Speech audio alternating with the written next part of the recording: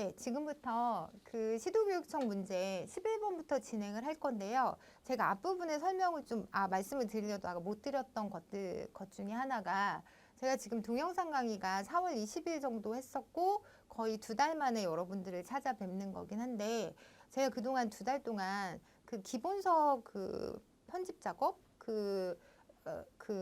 원고 작성을 좀 하느라고 저도 2달 동안 되게 정신이 없었는데 그 기본서를 만들거나 아니면 강의 준비를 할 때 제가 항상 제일 많이 생각하는 부분 중에 하나는 뭐냐면 제가 많이 고생을 하고 제가 많은 시간을 들이되 수험생들 분들은 이제 시간을 최소한으로 쓸 수 있게 이제 좀 그런 관점에서 많이 접근을 하려고 노력하는 것 같아요. 그래서 제가 이번 기출문제 강의도 저는 되게 준비를 많은 시간 들여서 했거든요. 그러니까 제가 많이 준비한 만큼 여러분들은 그냥 편안하게 강의 들으시면서 그 안에서 추가적인 공부하지 않으셔도 강의 안에서만 집중해서 들으시면 그 안에서 정리가 될 수 있도록 하려다 보니까 이렇게 뭐 자료도 많이 준비하고 내용도 많이 찾아서 정리를 했던 것 같아요. 그래서 이런 부분들이 여러분들께 도움이 되셨으면 좋겠다는 마음으로 이제 11번부터 끝까지 강의를 진행하도록 하겠습니다.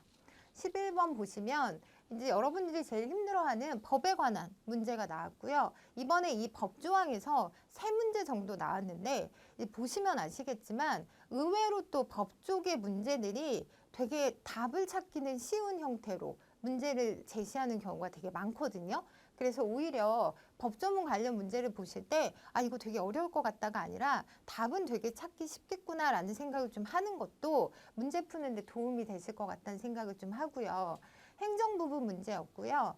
보시면 지방교육 자체에 관한 법률상 교육감에 대한 이 문제는 교육감에 대한 조항들을 이제 가지고 물어보고 있는 문제였는데 1번은 시도의 교육학위에 관한 사무의 집행기관이라는 거 기억하셔야 돼요. 그러니까 교육감은 집행기관이고 집행기관이 아니면 우리가 심의기관이라는 표현을 쓰는데 뭐 그거는 교육위원회라든가 뭐 상임위원회 뭐 이런 측면으로 접근하시면 되고 교육감은 사무의 집행기관이다 라는 생각을 꼭 하시고요. 두 번째는 교육학위에 관한 교육규칙 교육감이 만든 그 법, 나중에 이제 법의 위계를 할 때 우리가 배울 건데 교육감이 만든 그 법령을 우리가 교육규칙이라는 표현을 쓰거든요.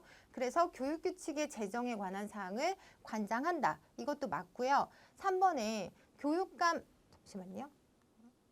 교육감 후보자가 되려면 교육 경력과 교육 행정 경력직을 합쳐서 1년 이상 갖추어야 한다가 아니라 3년 이상 갖추어야 한다라고 되어 있고요. 사실 제주도 같은 경우는 아직 그 법이 예전 법에서 바뀌지가 않아서 예전에는 5년이었고 바뀐 법에선 3년이었는데 제주도는 지금도 여전히 5년이라고 되어 있거든요. 물론 그렇게 세부적인 내용에서는 시험 문제가 나올 것 같진 않지만 전체적으로 보시면 일단 제주도를 제외한 지역에서는 최소 3년 이상 갖추어야 교육감 후보자가 될 수 있다는 거. 이거는 기억하셔야 됩니다.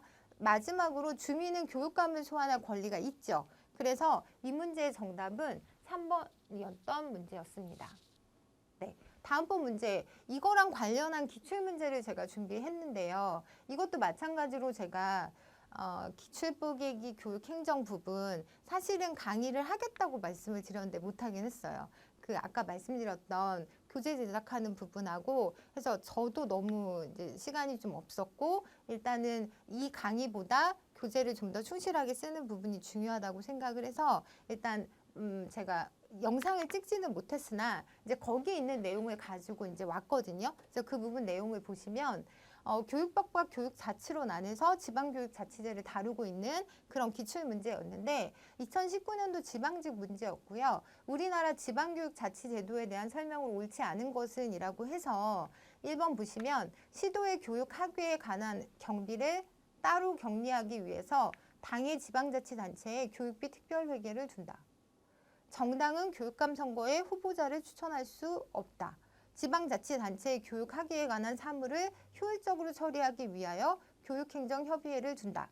시도의 교육학위에 관한 사무의 심의기관으로 교육감을 둔다라고 해서 이 문제가 앞 문제랑 어떤 상관이 있지? 라는 생각을 하실 수도 있는데 보시면 얘가 지금 옳지 않은 것이 답이 4번이었거든요. 그러면서 심의기간이 아니라 집행기간이라는 표현을 제가 그때 여기다 표현을 했는데, 그래서 그 교육감은요, 심의기간 아니고 집행기간이에요. 그래서 이 문제를 통해서 여러분들이 이번에 나온 기출문제를 좀 연결해서 생각하시면 될 것 같고요. 이 세 개는 맞는 내용이라서 여러분들이 기억하셨으면 좋겠습니다.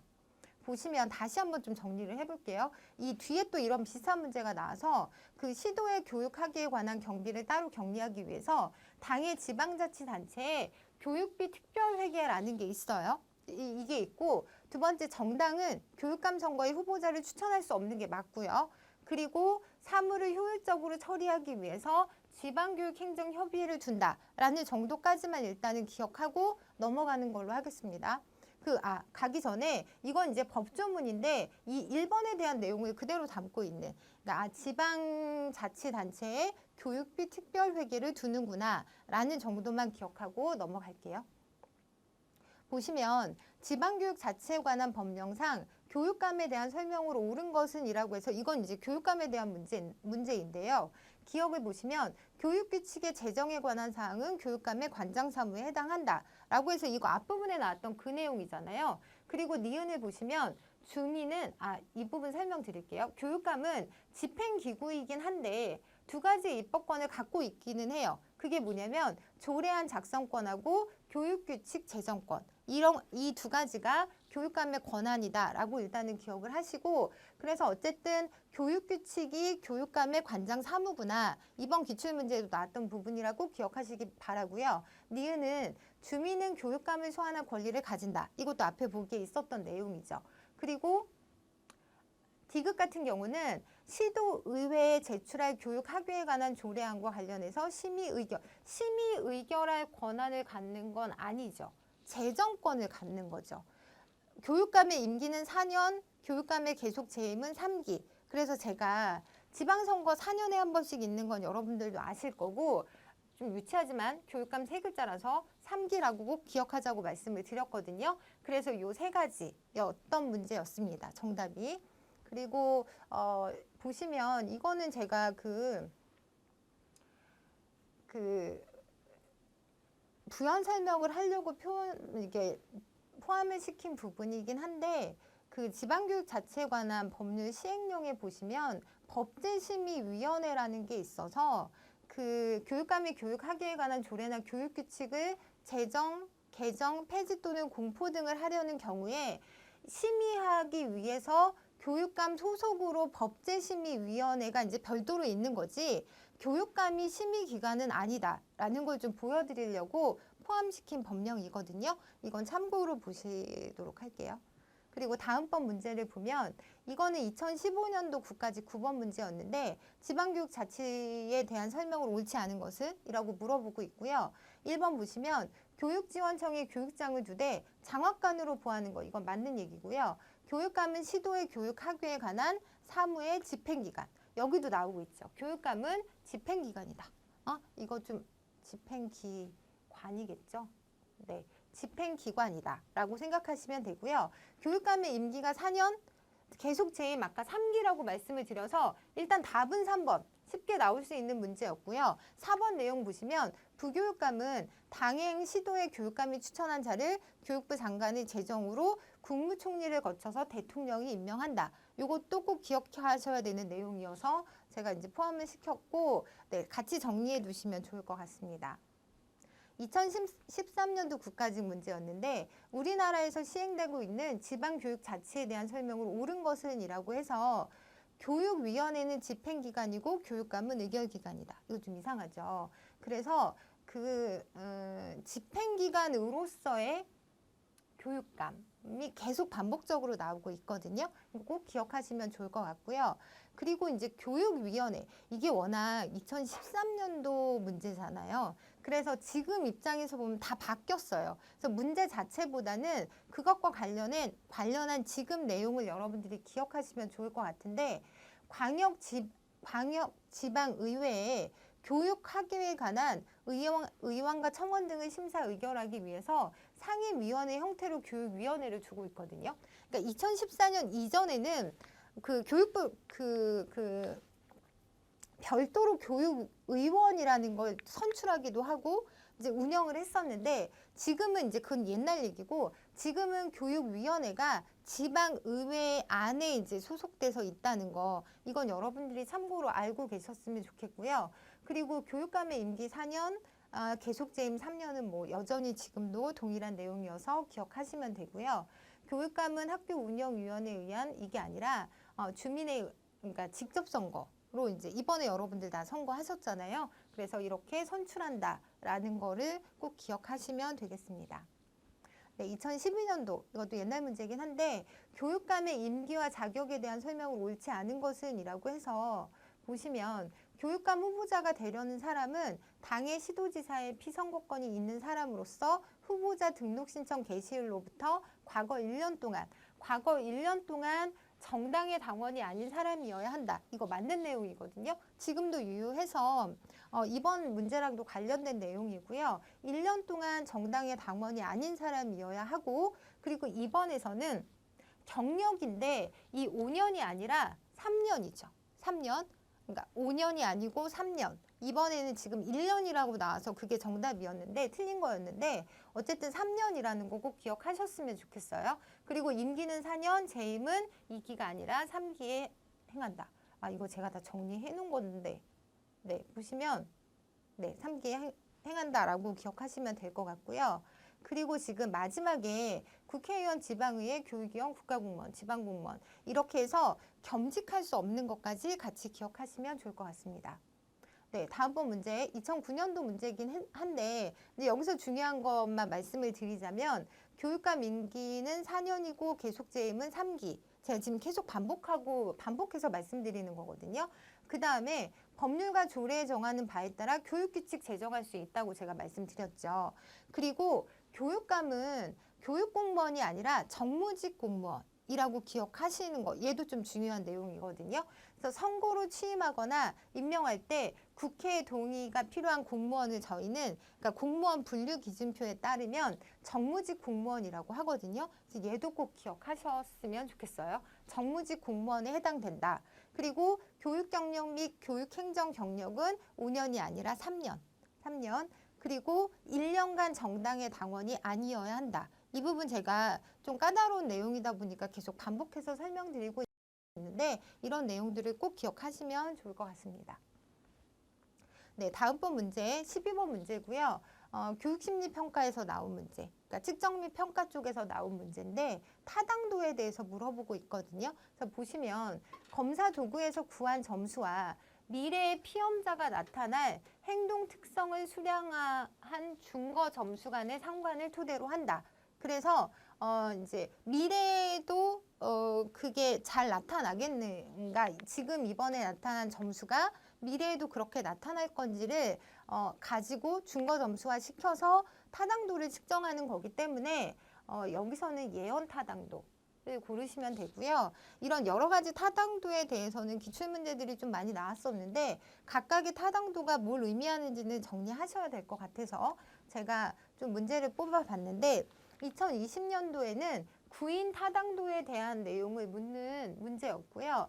구인 타당도에 대해서 1번 보시면 측정을 통해 얻은 사실로 미래 행동 특성을 예견한다? 이거는 지금 우리가 했던 예언 타당도랑 해당이 되는 문제잖아요. 그래서 일단 1번이 답이었고 나머지 부분이 구인 타당도에 대한 내용이기 때문에 이 지문 내용 여러분들 기억하셔야 되거든요. 타당도 증거를 수집하기 위해서 요인 분석 등 여러 통계적인 방법이 사용되고요. 한 검사가 어떤 심리적 개념이나 논리적 구인을 제대로 측정하는가를 검증하는 게 구인 타당도고 검사가 의도한 바의 특성을 측정하고 있는지에 대한 증거를 수집하는 과정이 구인 타당도거든요. 근데 물론 구인 타당도를 공부하신 분들은 이게 무슨 얘기인지 알 것 같긴 한데 처음 보시는 분들은 좀 모르실 수도 있잖아요. 그래서 내용을 보시면 구인 타당도가 어떤 거냐면 예를 들면 창의성을 우리가 측정한다고 할 때 창의성을 이게 보이지 않는 거잖아요. 그래서 얘를 조작적인 정의에 근거해서 민감성, 이해성, 도전성, 개방성, 자발성, 자신감으로 구성되어 있다라고 조작적 정의를 먼저 내려요. 그렇게 내리고 그 근거에 이제 그 정의에 근거해서 검사를 제작 실시한 다음에 그 검사 도구가 이와 같은 이 요인들을 측정하고 있으면 구인 타당도를 지니고 있다고 보는 거고요. 그러다 보니까 요인 분석이란 얘기들이 나오는 거거든요. 그리고 검사 결과가 조작적으로 규정한 이런 특성의 구인들을 제대로 측정하지 못하거나 다른 구인들을 측정해내면 걔는 구인 타당도가 결여되어 있다고 보는 거. 그래서 좀 어려운 내용일 수도 있는데 여러분들은 무슨 생각을 하냐면 창의성이라고 하는 눈에 보이지 않는 어떤 능력을 이런 식으로 조작적 정의를 한 다음에 각 요인들을 가지고 검사를 실시하거든요. 그런데 검사를 실시했을 때 이런 요인들을 제대로 반영하고 있다고 보면 구인 타당도가 높은 거죠. 그래서 이 구인 타당도랑 관련해서는 요인 분석 등이 들어가는구나 정도만 기억하시면 될 것 같습니다. 네, 이번에는 내용 타당도. 그러니까 내용에 이번 그 시도교육청 문제 내용 타당도가 좋았어요라고 말씀을 드릴 수 있는 근거는 전 영역에서 골고루 출제가 됐습니다. 라고 말씀을 드릴 때 우리가 내용 타당도가 있었던 문항이었다라고 말씀을 드리거든요. 그래서 이제 내용 타당도의 내용을 보시면 내용 타당도를 높이기 위해서 가장 좋은 방법은 답만 확인을 할게요. 문항이 이원 목적 분류표에 의거해서 제작되었는지 전문가들을 통해 확인을 하는 거. 이게 이제 내용 타당도를 높이기 위한 가장 좋은 방법이고요. 이원 분류라고 하는 게 그 우리가 배워야 되는 내용이 있고 걔를 드러내는 어떤 행동이 있을 때 내용소랑 행동소를 이렇게 쭉 같이 쓰면서 이제 확인하는 거. 이게 이제 이원 분류표거든요. 그래서 그것들을 통해서 뭔가 검사를 했을 때 당연히 내용 타당도가 높을 수 있겠죠. 그래서 답이 1번이었던 문제였습니다. 보시면 조금 더 정리를 하자면 검사하고자 하는 내용이 검사 방법이나 검사 도구에 제대로 반영되었는지를 검토하는 거거든요.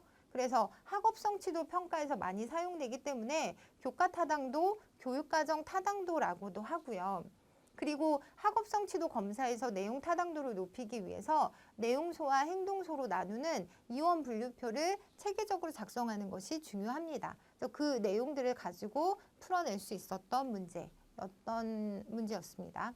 다음번 문제는 이번에는 그 새로 제작한 검사의 타당성을 이미 검증된 검사랑 관련지어서 검증한다. 그래서 공인 타당도에 대한 내용을 다루고 있고요.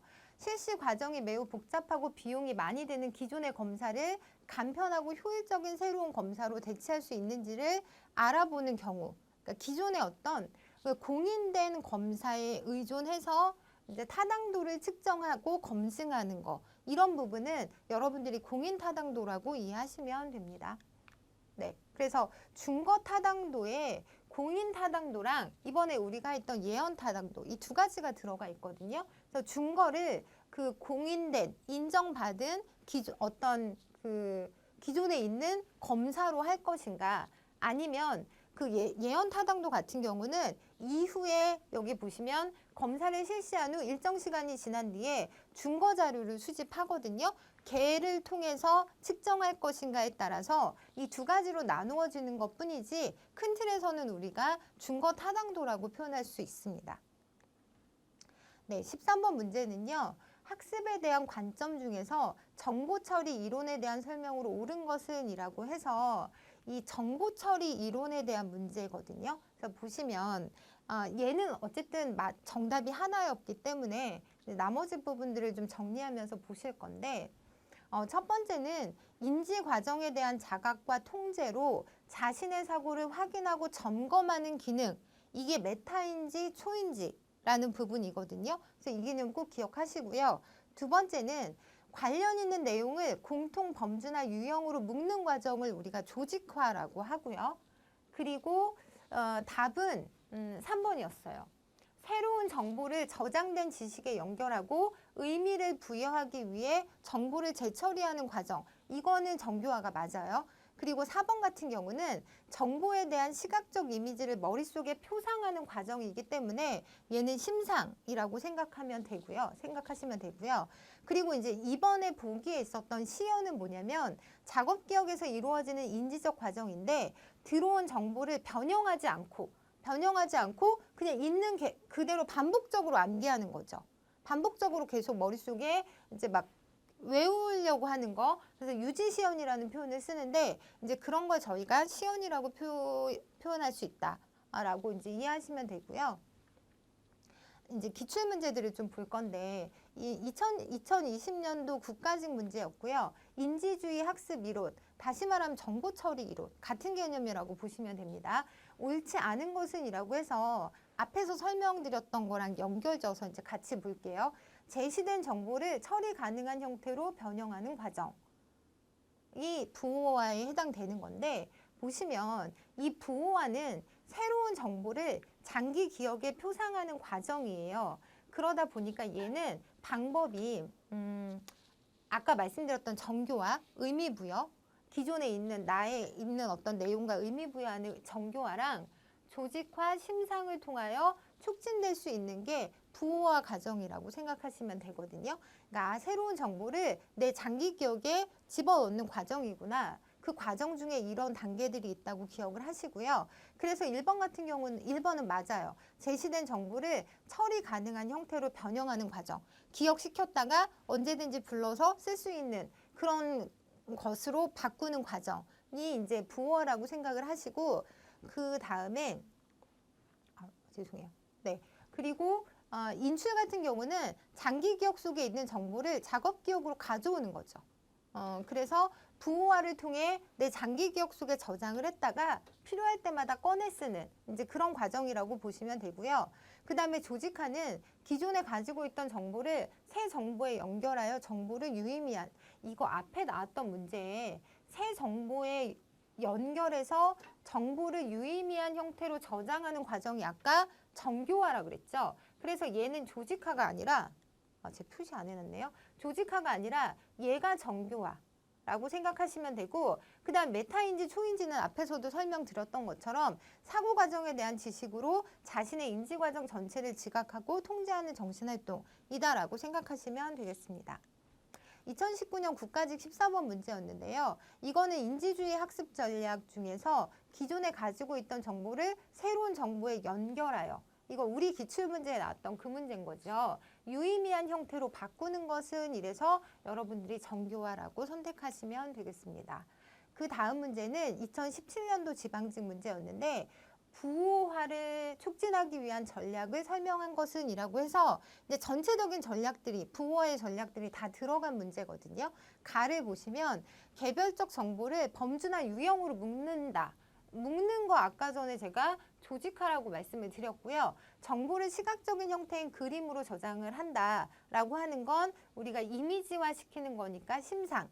그리고 다는 기존의 지식하고 관련을 짓는 거죠. 그럼 우리 이번에 나왔던 정교화에 해당하는 4번 문제. 사실 이 문제는요. 기출문제에서 충분히 다뤘던 문제들이어서 여러분들이 쉽게 풀 수 있었을 거라고 저는 생각을 하거든요. 그 다음 문제, 14번 문제를 보실 건데요. 14번은 교수방법 공학에서 나왔던 문제고 교수학습 이론에 대해서 물어보고 있는데 사실 이 문제, 기출문제 그렇게 많지는 않았어요. 한 문제 있었는데 보시면 새로운 지식 정보와 선행학습 내용의 통합을 강조하고 여기서 이제 중요한 건 새로운 지식이 들어갈 때 그러니까 선행학습 내용과의 어떤 통합이 되게 중요하다. 두 번째는 학습자의 인지구조에 알맞게 포섭이라는 용어가 좀 중요한데 포섭 및 동화되도록 학습과제를 제시한다. 일반적이고 포괄적인 지식을 먼저 제시하고 그 다음에 세부적인 상세한 지식을 제시한다. 이게 약간 설명식 강의법을 얘기하는 거거든요. 그래서 얘가 정답은요. 2번의 오스벨의 유의미 학습 이론이었는데 얘가 조금 어렵게 느껴지셨을 수도 있어요. 왜냐하면 기출문제에서 많이 다루진 않았었긴 하지만 그 교수학습 이론에 보면 오스벨의 유의미 학습을 위한 뭐 이런 설명식 수업 이런 얘기 되게 많이 나오거든요. 그래서 이 개념은 여러분들이 꼭 가져가셨으면 좋겠는데 오스벨의 유의미 학습이라는 건 이 유의미 학습을 위한 교사 중심의 설명식 교수 이론이라고 생각하시면 돼요. 그래서 요즘 상대적으로 구성주의적 관점의 수업 방식들이 좀 각광을 받으면서 기존의 교사 중심적인 방법들이 조금 소외되는 경향이 있긴 했지만 어쨌든 여러분들은 공부하시는 입장에서 교수학습 이론의 가장 대표적인 이론의 하나로 이 정도는 정리를 하고 계셔야 되는 부분을 말씀드리고요. 유의미 학습을 조금 더 자세히 설명을 드리자면 그 학습자가 새로운 학습과제의 내용을 자신의 인지구조와 의미 있게 관련지어 학습을 수행하는 거를 얘기하거든요. 왜 아까 전에도 보면 우리가 정교화 할 때 나의 기존의 지식과 유의미하게 연결한다라는 표현을 했잖아요. 여기서도 마찬가지로 유의미 학습이라는 건 내가 기존에 갖고 있던 지식하고 의미 있게 연결하는 작업이다라고 생각을 하시면 되고요. 그러다 보니까 이제 선행지식이라는 표현이 들어가요. 연결을 지어야 되기 때문에. 그리고 또 이 선행지식이 포섭자 역할을 또 할 거거든요. 그래서 여기서는 학습이 이루어진다라고 이제 표현하기보다는 그 포섭이라는 개념을 써서 포섭이란 학습자의 인지구조에 이미 존재하고 있는 개념이 새로운 개념이나 아이디어를 흡수해서 인지구조에 정착시키는 작용을 이제 포섭이라는 용어를 쓰거든요. 그래서 오스벨의 유의미 학습하고 관련해서 뭐 정착한다, 포섭시킨다, 뭐 의미 있게 연결시킨다 이런 개념들은 키워드는 여러분들이 꼭 기억하셔야 되는 내용들이라고 볼 수 있습니다. 그래서 이제 이 문제 찾기 좀 어려우셨을 것 같긴 해요. 그래서 어떻게 보면 이제 국가직 문제나 뭐 15년 이후에 지방직 문제에서는 없었기 때문에 기출 문제가 없었다라고 생각하실 수도 있지만 2011년도 이제 지방직 문제에 이렇게 문제가 나왔었고요. 교수 이론을 물어보고 있는데 선행 조직자의 원리가 이 개념에선 좀 중요하거든요. 그리고 점진적 분화의 원리, 통합 조정의 원리, 학습 준비도라는 건 그 선행 지식하고 연관지어서 생각하시면 될 것 같아요. 그래서 이 문제 정답이 4번이었던 문제였고요. 기본서 내용들 보시면 앞에 목차 부분에 오스벨의 유의미 학습 이론 들어가 있거든요. 그래서 이런 부분들 아까 제가 앞에서도 목차랑 관련돼서 여러분들 머릿속에 이제 다 정리가 돼야 된다라는 말씀을 드렸던 것처럼 교수학습 이론도 세부적인 내용도 중요하지만 전체적인 타이틀을 먼저 알고 그 다음에 공부를 시작해서 살을 붙이는 것도 되게 중요한 방법인 것 같아서 다시 한번 말씀을 드리고요. 15번 문제는 현행법상 이제 교육행정, 교육법 관련 조항이 문제였는데 교육의 중립성에 대한 설명으로 옳지 않은 것은 이라고 물어봤고요. 우리가 이제 교육의 중립성이라고 할 때는 정치적 중립성, 종교적 중립성 이 두 가지 개념에서 생각하시면 되고요.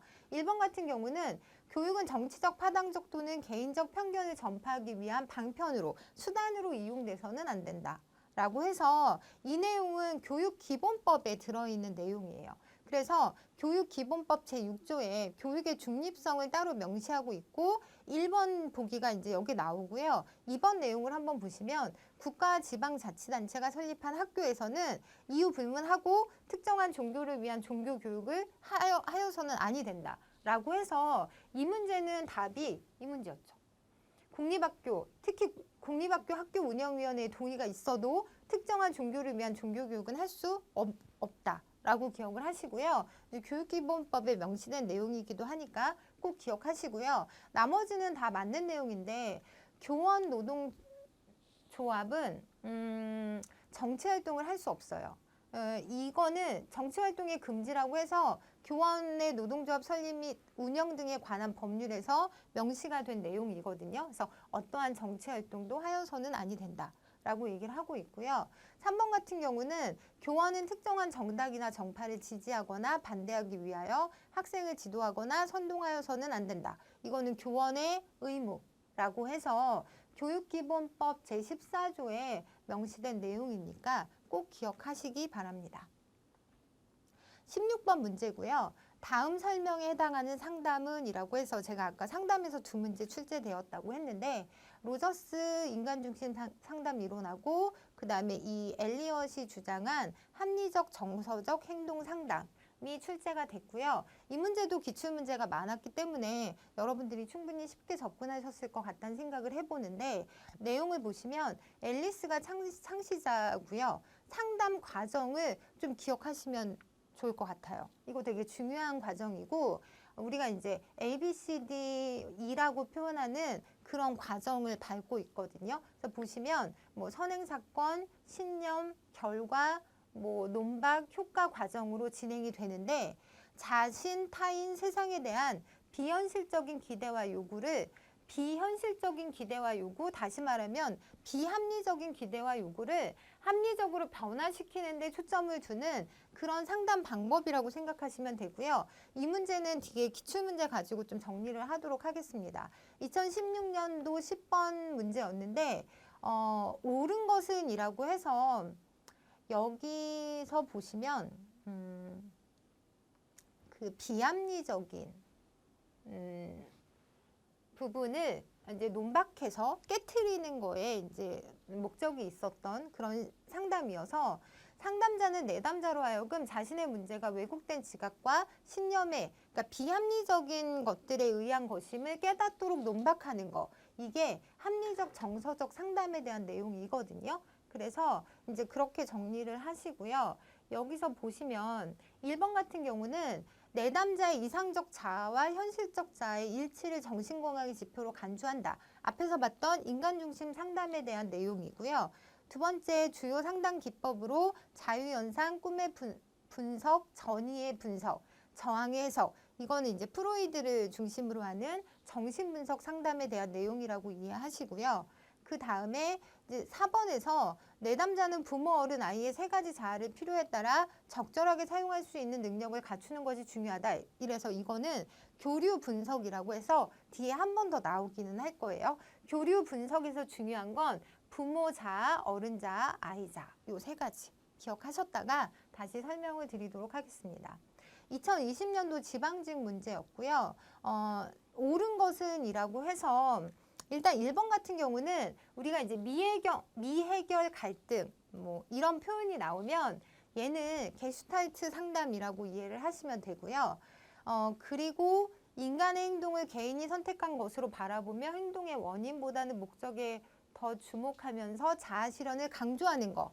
이거는 아까 전에 제가 말씀드렸던 인간 중심 상담. 자아 실현을 강조, 그리고 목적에 더 주목한다. 이 부분 꼭 기억하시고요. 그리고 세 번째, 의사교류 분석이라고 했는데 이건 사실 의사교류 분석이 아니라 현실요법. 현실요법은 가족치료에서 시작된 이론으로 내담자의 욕구를 파악한 후, 지금 현재의 욕구를 파악한 후에 현실과 맞서도록 심리적인 힘을 개발할 수 있도록 돕는다. 이것도 뒷부분에 한 번 더 나올 거예요. 그래서 일단 현실요법이고요. 여기서는 이제 정답이 4번이었거든요. 합리적 정서적 행동 상담은 인간의 감정, 즉 정서적 문제의 원인이 비합리적인 신념임을 가정하고 이를 합리적 신념으로 변화시키기 위한 치료 기법을 개발하였다.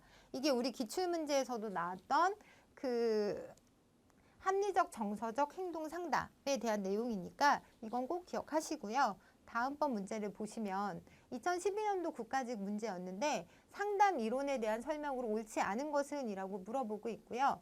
1번 보시면 프로이드 정신분석 이론의 핵심 개념은 무의식으로 상담의 목표는 무의식을 의식화하는 것이다. 이건 맞는 내용이죠. 2번 글레이서의 현실주의 이론은 책임 있는 행동이 성공적인 자아정체 의식을 효과적으로 형성한다고 가정한다. 책임 있는 행동이 성공적인 자아 정체 의식을 효과적으로 형성한다고 가정하는 거. 이게 앞에서 말씀드렸던 그 현실요법이거든요. 그래서 이것도 맞는 내용이고요.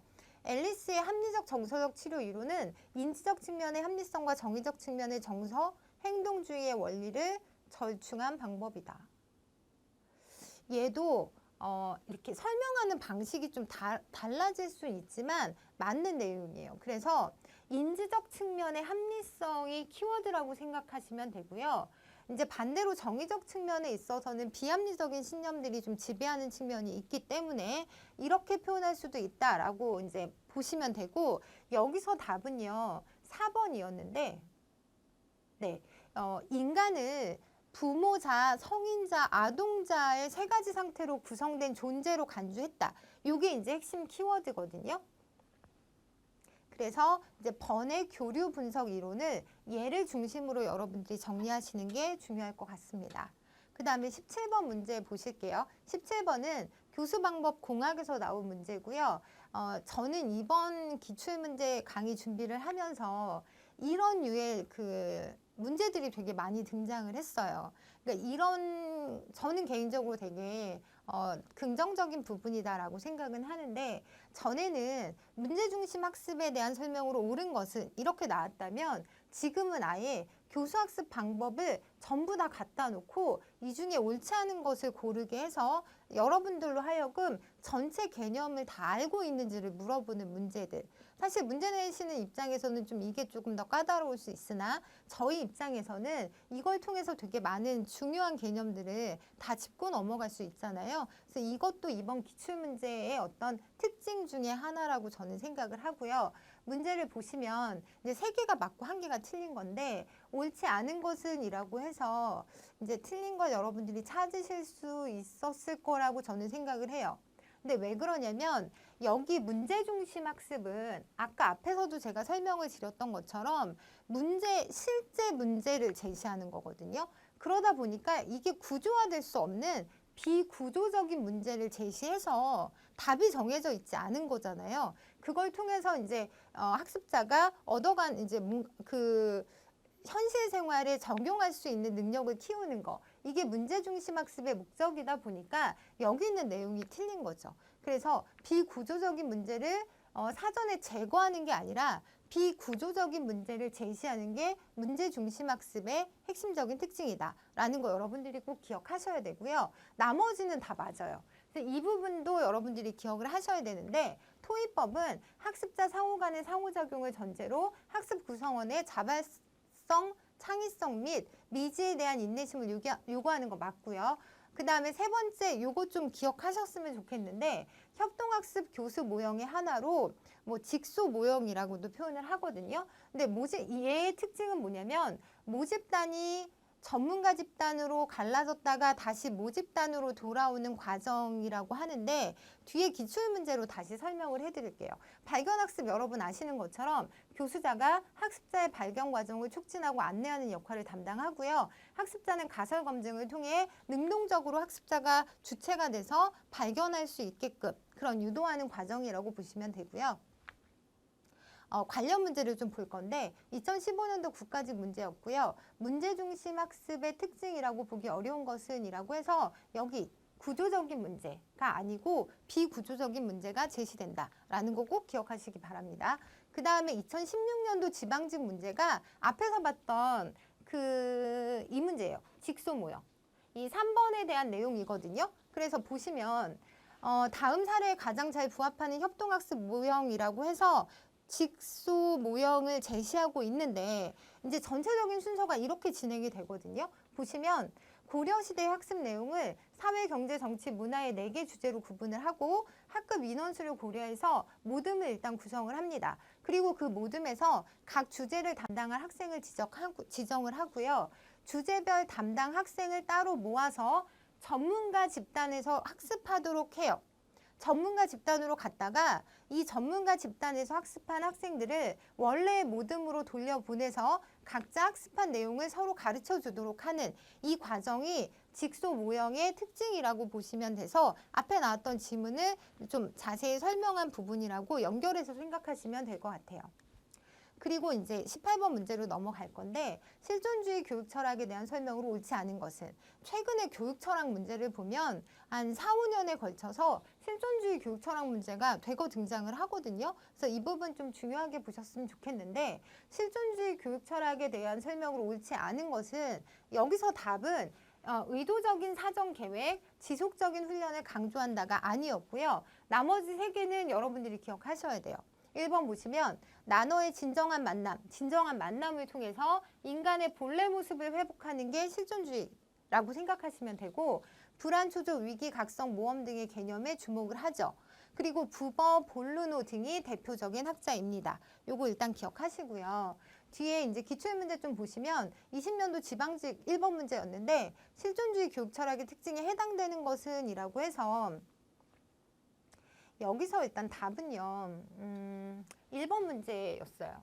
삶의 긍정적, 1번이었는데 삶의 긍정적, 부정적 측면을 통해 학습자 스스로가 삶의 문제를 해결하고 주체적으로 성장할 수 있다가 일단 답이었고요. 나머지 것들을 좀 보시면 교육의 사회적 역할을 강조하고 교육을 통한 사회 기조를 강조한다. 재건주의. 다시 건설하자. 재건주의의 입장이고요. 교육의 주도권은 교사에게 있고 교육과정의 핵심은 소정의 교과를 철저하게 이수하는 거, 요거 본질주의랑 관련된 내용이거든요. 그래서 교과주의 학습 꼭 연결해서 기억하셔야 되고요. 교육에서 현실의 학문을 무시하고 고전의 지식을 영원한 것으로 여기며 지적인 훈련을 매우 강조한다. 이게 항존주의. 얘도 꼭 기억하셔야 되는 내용이에요. 그래서 이 부분들 이제 기출문제로 나왔었고요. 그리고 다음 문제는 2019년도 국가직 문제였는데 역시 실존주의 교육 철학관에 대해서 물어보는 문제인데 옳지 않은 것은 이라고 해서 일단 답이 보이세요? 그러니까 뭐 인간의 실존, 그 지금 있는 그대로의 모습, 그 다음에 뭐 만남, 뭐 이런 것들을 좀 중요한 입장이다 보니까 이렇게 인간의 본질을요 규격화된 것으로 이해하는 거랑은 좀 다른 개념인 거죠. 그래서 나머지 세 가지를 좀 기억하시면 좋은데 교육의 목적은 자유롭고 주체적이며 창조적인 인간 형성에 있고요. 교육은 자기결정적인 자아의 형성을 위한 거다. 내가 좀 주체가 되는 입장이라고 생각하시면 좋을 것 같아요.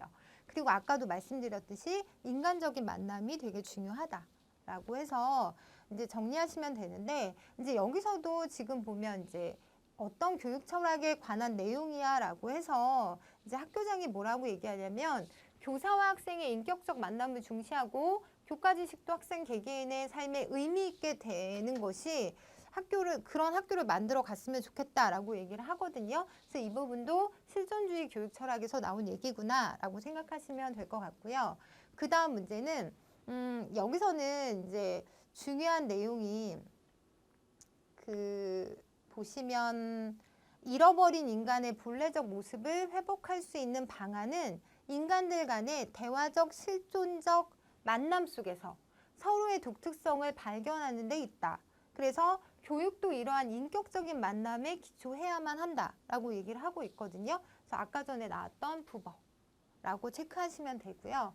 그래서 일단 18번은 그렇게 정리를 해드렸고 이제 19번 교육행정 문제였고요. 지방교육 재정 교부금에 대한 문제인데 이것도 여러분들이 좀 어려워하시는 재정 파트이긴 해요. 그런데 막상 들여다보면 되게 기본적인 수준에서 문제가 나온 측면이 있거든요. 그래서 한번 보도록 하겠습니다.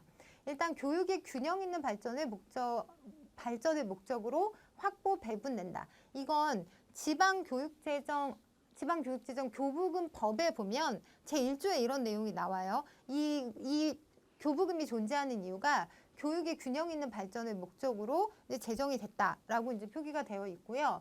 그 다음에 이거 앞에서 제가 전반부에 말씀을 드렸는데 지방자치단체 교육비 특별회계의 세입 재원에 포함되지 않는다가 아니라 포함되는 거죠.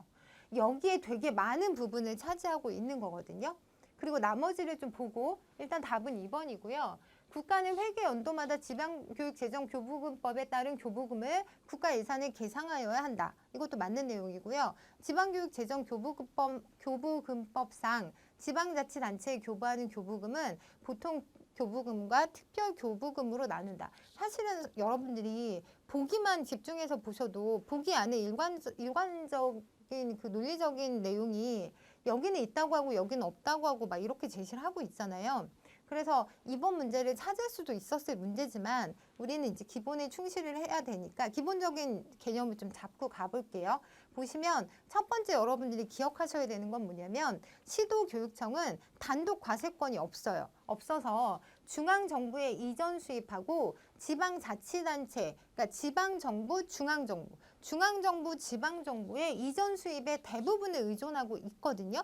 일단 이걸 기억을 좀 하시고 그리고 이게 뭐냐면 그 지방교육지정 알림이 그 사이트에 들어가서 보시면 2022년도 교육비 특별회계 재원별 구조가 나와 있거든요. 그래서 보시면 이전 수입이라고 해서 이 주황색 부분이 교육비 특별회계에 들어있는 그 중앙정부, 지방정부의 그 이전 금액들이라고 보시면 돼요. 그리고 잠깐만요. 네. 제 다음으로 넘어갔죠. 네, 그래서 여러분들이 정리하실 때 어떻게 생각하시냐면 시도교육청은 중앙정부의 이전 수입하고 지방정부의 이전 수입으로 이루어지고 있다 라고 생각을 하시고 그 중앙정부 이전 수입의 거의 7, 80%가량이 지방교육재정 교부금에서 나오는 거다라는 거를 꼭 기억하셨으면 좋겠고요. 그리고 다음 문제로 좀 더 정리를 해볼게요. 이거는 이제 제가 이제 앞으로 강의를 할 건데 거기서 나온 내용인데요. 교육재정론 관련해서 21년도 국가직 문제 보시면 우리나라의 현행 교육재정의 구조에 대한 설명을 옳지 않은 것은 이라고 해서 국가가 지방자치단체에 교부하는 교부금은 이건 지금도 나온 내용이죠. 이건 맞는 내용이고 이렇게 두 개로 나뉘어져 있고요. 교육부의 일반회계와 특별회계는 정부가 교육과 학예활동을 위해 투자하는 예산을 말하는 것도 맞고요. 교육부 일반회계의 세출 내역 중에서 가장 규모가 큰 것이 지방교육재정교부금 이게 맞아요. 이게 이제 시도교육청 예산으로 들어가는 거거든요. 그리고 시도교육비 특별회계의 세입 중에서 가장 큰 비중을 차지하는 것이 지방자치단체 일반회계로부터의 전입금이 아니라 이건 제가 예를 들어서 보여드린 거고 중앙정부 이전 수입인 거죠. 그리고 그 중앙정부 이전 수입 중에서 올해 같은 경우에 88.7조 원 중에서 이 중에 65조가 지방교육 재정 교부금에서 나왔거든요. 그래서 이 관계를 여러분들이 꼭 기억하시면 어떤 문제가 나와도 그렇게 어렵지 않게 푸실 수가 있어요. 그리고 이제 마지막 문제로 넘어가겠습니다. 20번 문제인데 다음 설명에 해당하는 교육평등의 관점. 교육평등론 관련해서 문제 엄청 많았잖아요. 근데 이번에 보시면 이거 약간 헷갈리실 수도 있었을 거라는 생각을 좀 하긴 하는데 보시면 취약의 평등만으로는 충분하지 않아서 그리고 고교 평준화 정책이 지향하는 목적이다. 이것도 사실 이견의 여지는 있긴 한데 일단 그동안의 기출문제에서 보여지기는 교육 평준화 정책하면 교육 조건의 평등, 학교 조건을 다 평등하게 맞춰주자라는 개념에서 평준화 정책, 교육 조건의 평등이랑 이제 연결돼서 그동안 기출문제는 실제로 출제가 됐었어요. 그래서 여러분들도 그렇게 정리를 하시면 될 것 같은데 시설, 교사의 자질, 교육과정 등에서 학교 간의 차이가 없어야 교육 평등이 실현된다라는 보는 관점은 교육 조건의 평등이 맞고요. 이거 이제 제가 원래는 이제 그 전 강의에서도 교육의 사회적 기능 안에서 교육 평등론을 다룰 때 이렇게 4가지를 기억하세요라고 말씀을 드려서 약간 단계적으로 보시면 되는데 그 어떤 차별을 철폐하는 허용적인 평등에서 그것만으로 안 돼서 경제적 능력이 없는 하류 계층 자녀들이 교육을 포기하지 않도록 이런 것들을 어떤 장애를 제거해주는 그래서 교육 기회를 받을 수 있도록 보장해주는 보장적 평등에서 지금 얘기하는 학교 조건을 맞춰주는 조건의 평등 그리고 마지막 단계가 결과까지 맞춰주겠다 해서 결과적인 평등을 얘기하고 있는데 그래서 여기는 보장적인 평등이라는 표현을 쓰고요. 여기는 보상교육을 실시한다라고 해서 얘는 결과적 평등을 나타내는 내용이라서 여러분들이 보장적 평등하고 결과적 평등에서 보상해주는 부분하고는 좀 분리를 해서 기억을 하셨으면 좋겠어요. 그래서 이 롤스의 보상적 평등주의 관련해서도 문제가 되게 많이 나오긴 했었거든요. 그래서 이제 롤스는 평등을 이렇게 보고 있는데 요건 나중에 다시 한 번 더 설명을 해드리기로 하고요. 이제 그 기출문제를 좀 보시면 이건 같은 문제가 이제 기출이 됐던 2019년도 국가직 문제인데 학교의 시설, 교사의 자질, 교육과정 등의 측면에서 학교 간의 차이가 없어야 한다라는 관점은 교육 조건의 평등에 해당되는 문제였고요. 그 다음 문제는 이제 결과의 평등을 위한 정책에 해당하는 것은 이라고 해서 아까 전에 제가 보상교육 나오면 결과적인 평등이다라는 말씀을 드렸거든요. 그래서 여기 평준화 정책도 나왔지만 답은 2번이었던 그런 문제였고요. 교육 결과의 평등을 위한 조치로 옳은 것은 그래서 여러분들 찾으실 수 있으시겠지만 여기 4번 저소득층 아동들의 기초학습 능력을 길러주기 위한 보상교육 결과적인 평등 문제 많이 출제되고 있거든요. 그래서 뭔가 보상해준다 이러면 결과까지 맞추겠다라는 의미에서 결과적 평등이라고 생각하시면 될 것 같고요.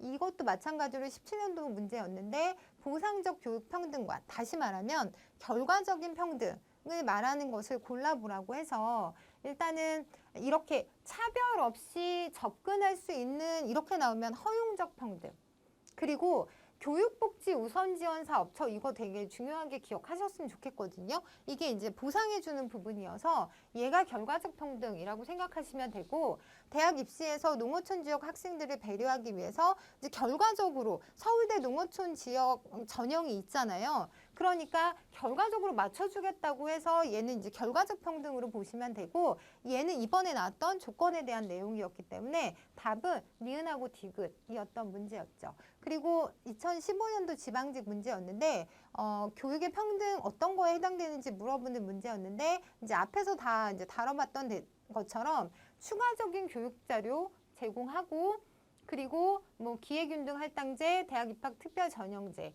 결과적인 평등이라고 생각하시면 되고요.